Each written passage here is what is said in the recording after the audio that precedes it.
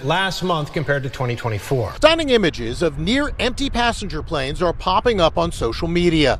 These international flights have many tourists flying to the USA practically alone. Fewer people want to visit us here in the United States. Travel experts say there are fewer international travelers coming here. Sarah from Toronto just canceled her $8,000 family vacation to Disney World. Instead, she booked a trip to Europe for the same price. It's just not worth the hassle anymore, she told me. And here's the shocking part. She's not alone. Millions of people who used to dream of visiting America are now actively avoiding it. The numbers I'm about to show you will blow your mind. America, the country that used to be the world's #1 travel destination, is now bleeding tourists faster than any other nation on Earth. And I mean that literally. While 183 other countries are seeing their tourism bounce back, the United States stands completely alone in a dramatic downward spiral that's costing the economy billions of dollars every single month. But before we dive into these jaw-dropping statistics, let me ask you this. When was the last time you heard someone say they were excited to visit America? Keep that question in mind as we explore what's really happening. Here's a number that should terrify every American business owner. In July alone, overseas visitors to America dropped by 3.1% compared to last year. Now, you might think, that doesn't sound too bad, but let me put this in perspective. That's millions of empty hotel rooms, cancelled restaurant reservations, and shuttered tour buses across the entire country. And it gets worse. The World Travel and Tourism Council just delivered what can only be described as a devastating blow. They studied 184 economies around the world, and guess what they found? America is the only nation that will see international visitor spending decline in 2025. Let that sink in for a moment. But wait, because the financial damage is absolutely staggering. International visitor spending is projected to crash from $181 billion in 2024 to just under $169 billion this year.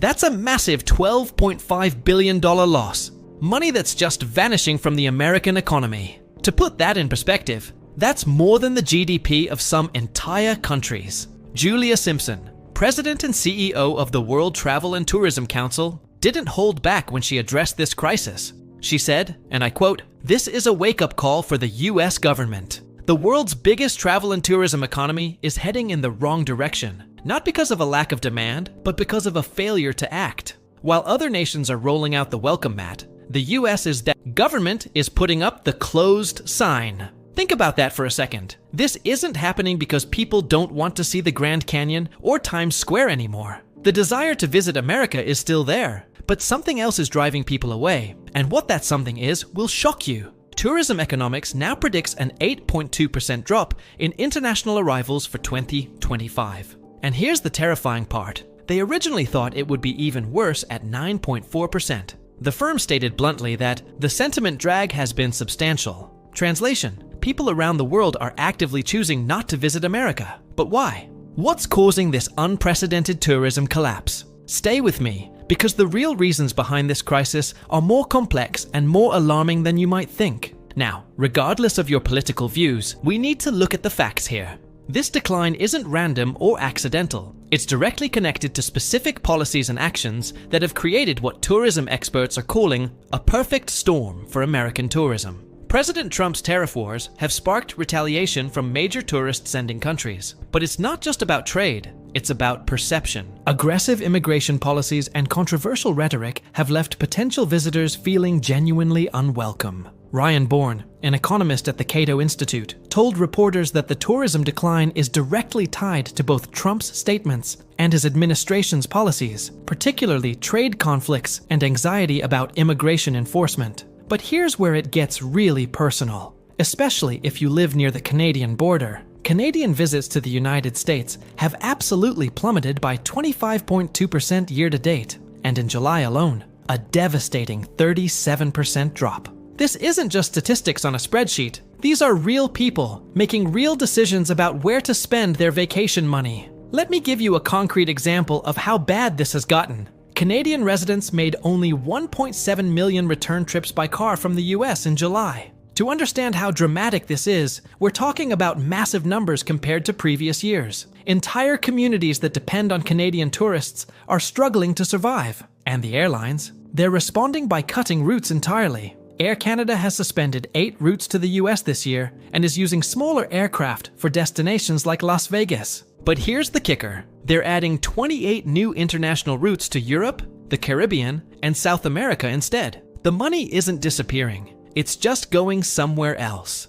Now, if you work in tourism, or you know someone who does, this next part affects you directly. The US Travel Association warned that even a 10% drop in Canadian tourists could eliminate around 14,000 American jobs. The current decline is already exceeding that figure. Think about this. In 2024, Canada accounted for 20.4 million visits to the United States, generating $20.5 billion in spending and supporting approximately 140,000 jobs. That's 140,000 American families whose livelihoods depend on people from our northern neighbor feeling welcome to visit. That economic lifeline is now under serious threat, but the government isn't helping matters. Starting October 2025, the US will impose a new $250 visa integrity fee on top of existing costs. This brings the total price of a US visitor visa to $442, among the highest globally. This affects visitors from major markets, including Mexico, Argentina,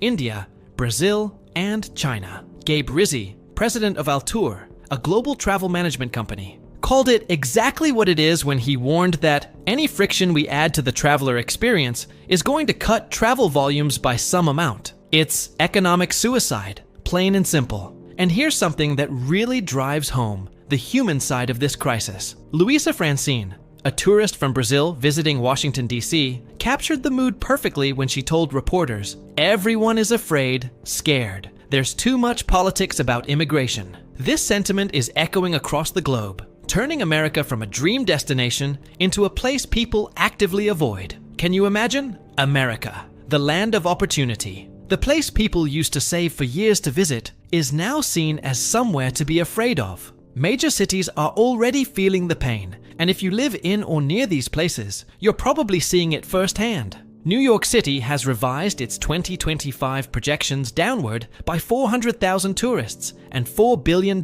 in tourism spending. $4 billion gone.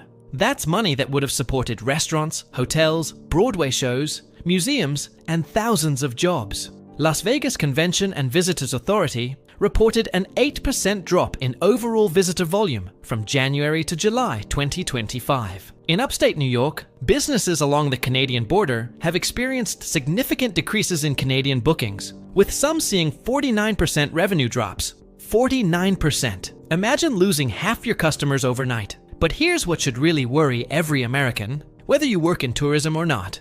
Goldman Sachs and JP Morgan estimate that foreign travel spending alone could trim 0.1 to 0.3% from US GDP this year. That's potentially costing the economy between $23 billion and $71 billion. This isn't just a tourism problem, it's a national economic problem. Airlines are scrambling to adjust. Delta abandoned its full-year forecast after noting that international travel demand had largely stalled. Major carriers are cutting capacity, retiring aircraft early, and reducing flights to Canadian markets. When airlines start canceling routes, you know the situation is serious. Meanwhile, and this is the part that should make every American angry, competing destinations are rolling out the red carpet. Mexico is experiencing a tourism boom as visitors who would normally choose America head south instead. European countries, the Caribbean, and South American nations are actively courting the tourists that America is pushing away. The irony is absolutely crushing. As America makes itself less welcoming, the rest of the world is becoming more attractive to international travelers. We're literally handing our competitive advantage to our competitors on a silver platter. Now, here's what really keeps industry analysts awake at night. Adam Sachs from Tourism Economics predicts that pure leisure travel will be the most reactive, and we're not quite in the peak window yet. Translation? The worst is still coming. The firm believes that sentiment damage will persist throughout the current administration, with recovery potentially taking until 2029. That's 3 years later than originally anticipated. 3 years of lost revenue, lost jobs, and lost opportunities. And the timing couldn't be worse. America is preparing to host major global events, including the 2026 FIFA World Cup and the 2028 Los Angeles Olympics. These should be massive tourism bonuses, bringing millions of international visitors and billions in spending. Instead, current policies risk turning these golden opportunities into public relations disasters on the world stage. Can you imagine the headlines if people around the world decide to skip the World Cup because they don't want to deal with American visa processes and hostile rhetoric? The embarrassment would be global, and the economic loss would be permanent. What makes this crisis even more infuriating is that it's completely self-inflicted. Other countries are experiencing tourism booms as global travel recovers from the pandemic. America had every advantage: world-class attractions, excellent infrastructure, and a historically strong tourism brand. Disney World, the Grand Canyon, New York City, Hollywood. These are globally recognized destinations that people dream of visiting. Yet through a combination of hostile policies, unwelcoming rhetoric, and economic barriers, the country is actively driving away the very visitors who could fuel economic growth and job creation. So here's the question I want you to consider. Is this the America you want to live in? A country that's so focused on keeping people out that it's destroying its own economy in the process. The question isn't whether America can recover its tourism industry. It's whether the country will act before the damage becomes permanent. Every month of decline makes recovery harder and more expensive. International travelers have long memories, and once a destination develops a reputation for being unwelcome or difficult to visit, rebuilding trust takes years, not months. With global competitors eagerly filling the void, America's window to reverse course is rapidly closing. The world is watching, and right now, they're choosing to watch from somewhere else. But what do you think? Are these policies worth the economic cost? Should America prioritize border security over economic growth? Or is there a way to do both? I genuinely want to know your perspective. So let me know in the comments below. If you found this video eye-opening, hit that like button and subscribe for more deep dives into how politics and economics intersect in ways that affect all of our lives. And if you're planning international travel yourself, I've got some videos coming up about the destinations that are benefiting most from America's tourism decline. The travel industry is changing rapidly, and understanding these shifts can help you make better decisions about where to spend your vacation dollars. Thanks for watching, and I'll see you in the next one.